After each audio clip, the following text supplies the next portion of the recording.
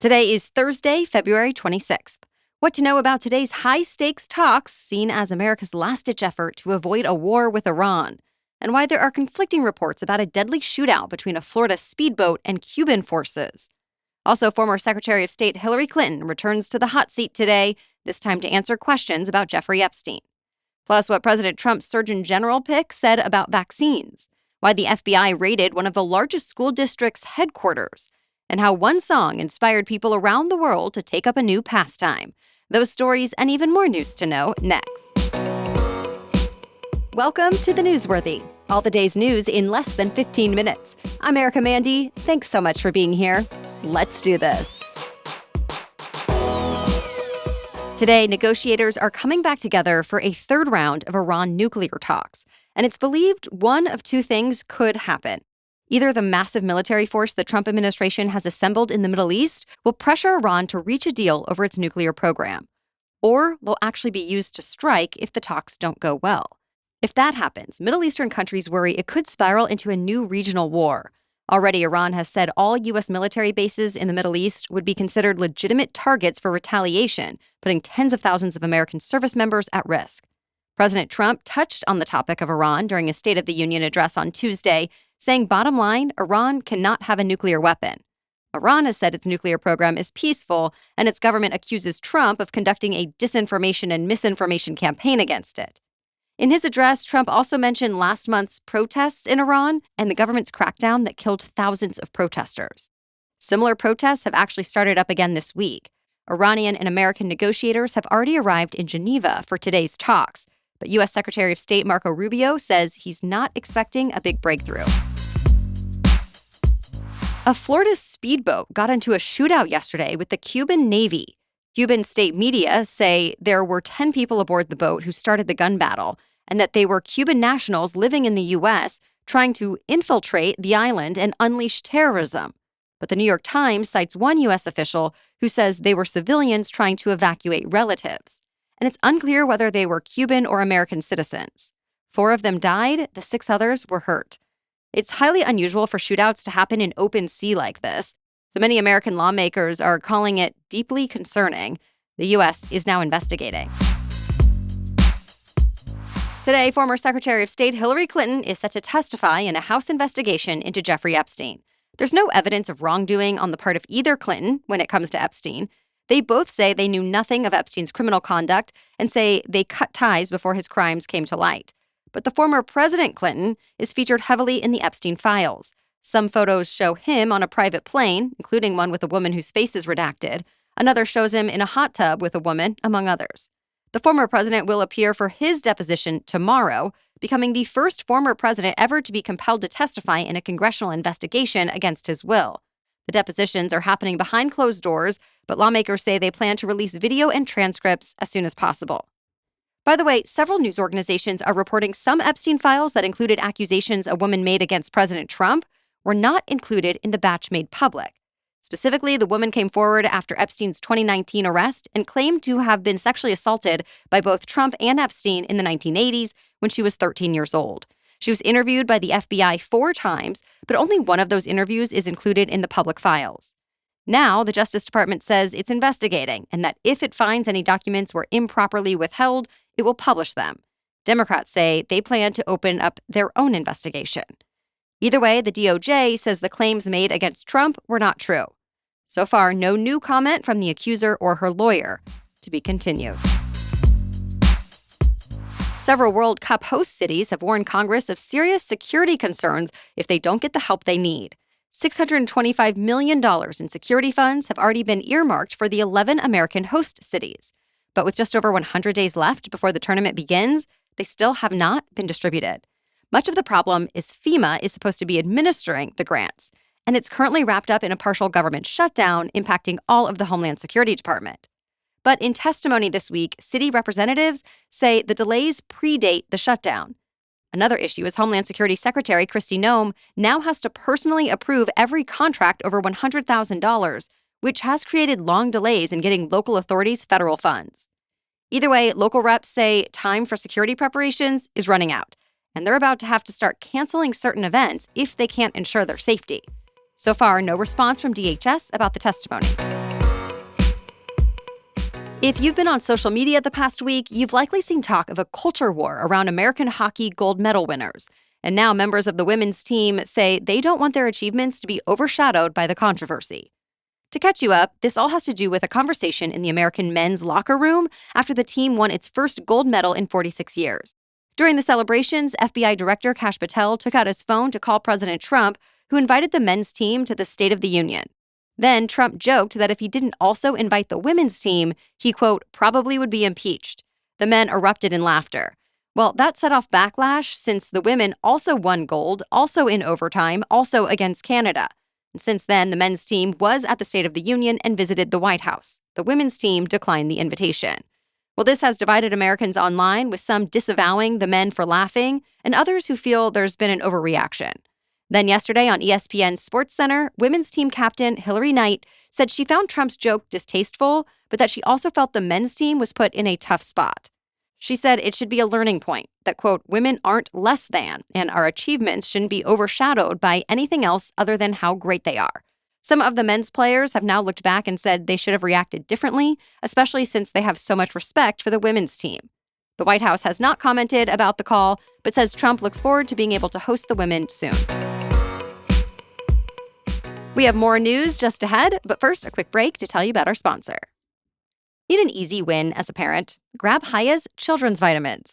Hiya's vitamins and probiotics have become such a simple part of our morning routine that both my son and I love. He gets a great tasting chewable that he happily eats daily, and I get the peace of mind of knowing that Hiya has looked at what modern kids are actually eating or not eating and formulated their vitamins around those specific nutritional gaps.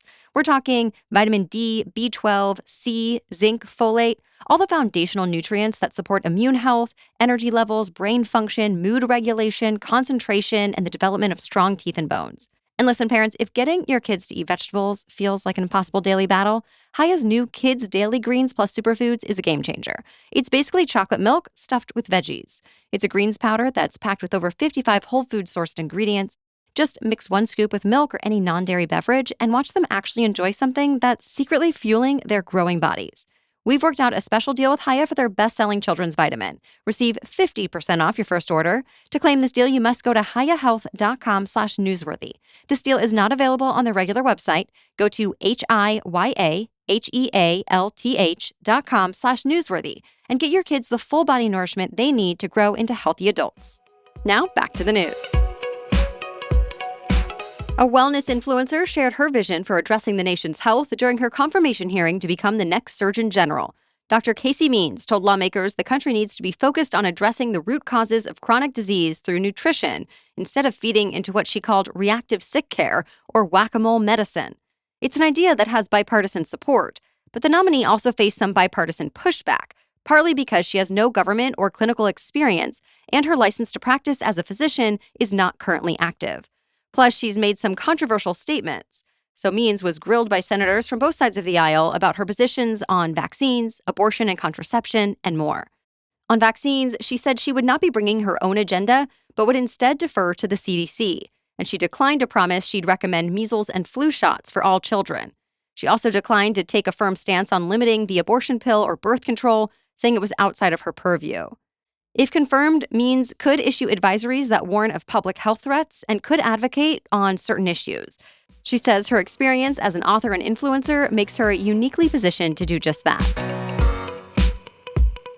The Trump administration is now pausing some Medicaid funding to Minnesota. Specifically, it's holding off on paying nearly $260 million. Vice President J.D. Vance explained, saying Minnesota will only get the money if its leaders can show they've investigated whether it will actually go to who it's meant for.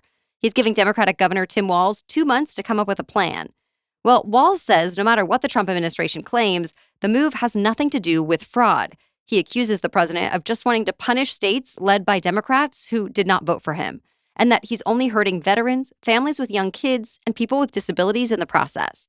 Of course, Minnesota also is where thousands of federal agents carried out controversial immigration operations, in part because of allegations of fraud. The Trump administration is also looking for potential fraud in Minnesota's unemployment program, paycheck protection program, federal housing programs, and more. Federal authorities have raided the home and office of the person in charge of Los Angeles public schools. The FBI served search warrants yesterday. It did not give details about exactly what it was investigating, but the LA Times says it seems to be related to a company that developed an AI chatbot for America's second largest school district. The founder of the AI company was charged with fraud in 2024, and the chatbot was never fully deployed in LA schools. But the school system did spend about $3 million on it. Now the district says it's cooperating with the investigation, but also did not give any details. The local school board scheduled a last-minute meeting for today. Anthropic is dramatically scaling back its safety policy in the face of government and industry pressure. Remember, Anthropic is the artificial intelligence company founded by former OpenAI employees who wanted more AI safeguards. But now it's removed the commitment to stop developing its AI models if they become potentially dangerous. The company explained by saying the industry has not reached a consensus on AI risks, and it wouldn't make sense to pause development while others moved forward with even fewer guardrails. Of course, this policy change comes as Defense Secretary Pete Hegseth is also threatening to pull a $200 million Pentagon contract and blacklist the company if it doesn't relax its rules for military usage by tomorrow. But Anthropic says those negotiations are unrelated to its safety policy change. Several big-name artists were nominated for induction into one of music's most exclusive clubs. We're talking about the Rock and Roll Hall of Fame, which actually celebrates iconic artists across many genres. This year's nominees include Phil Collins, Mariah Carey, Lauryn Hill, Luther Vandross, Pink, Iron Maiden, Billy Idol, and more. An international panel of more than 1,200 artists, historians, and music industry professionals will vote on who gets to enter the hall. There will also be one fan ballot comprised of online votes, so the rest of us can also get a say. The winners will be announced in April with a ceremony to come in the fall. That's it for the main news today, so now it's time for Thing to Know Thursday. But first, this episode is brought to you by Rosetta Stone. There's something so satisfying about learning something new, doing more than you even thought possible, and just watching yourself grow and progress over time. Well, Rosetta Stone is a great way to start learning a new language and take on a fun and useful hobby in a way that actually fits your busy schedule. I know for me, learning a new language would never be possible if it wasn't flexible. But thanks to Rosetta Stone, you can learn anytime, anywhere with on-the-go learning from your desktop or mobile app, whether you have just 5 minutes or a full hour. Plus, Rosetta Stone has been the trusted leader in language learning for more than 30 years, and their method ensures you're learning the language naturally, so no memorizing random vocabulary lists or feeling lost. I'm now super interested in learning a new language for my own growth, future travel, and to show my son it's never too late to try something new. So don't wait. Unlock your language learning potential now. The Newsworthy listeners can grab Rosetta Stone's lifetime membership for 50% off. That's unlimited access to 25 language courses for life. Visit rosettastone.com/newsworthy to get started and claim your 50% off today. That's rosettastone.com/newsworthy and start learning today. Now back to Thing to Know Thursday. It seems one person, and one song in particular, have set off an unexpected surge in salsa dancing, especially among younger people. The singer? Bad Bunny. The song? Baile Inolvidable, which means unforgettable dance. After the album dropped a year ago, it inspired TikTok dance challenges and an uptick of newcomers in salsa classes. And then came the Super Bowl this year, when Bad Bunny took Lady Gaga by the hand during a wedding scene and led her onto the dance floor. They were salsa dancing. So now, in New York and beyond, dance floors continue to fill up, and the number of people going to Salsa 101 has doubled. Teachers say students who had never partner danced before were suddenly showing up and staying. And for longtime salsa dancers, the moment landed differently too. Many saw Bad Bunny as a bridge between generations and between old school and new. By dancing salsa the way people do at weddings, a little awkward, a little joyful, Bad Bunny sent a simple message to millions of people. Give salsa dancing a try without fear. Thank you so much for listening today. We'll catch you up on more news to know tomorrow. Until then, have a great day.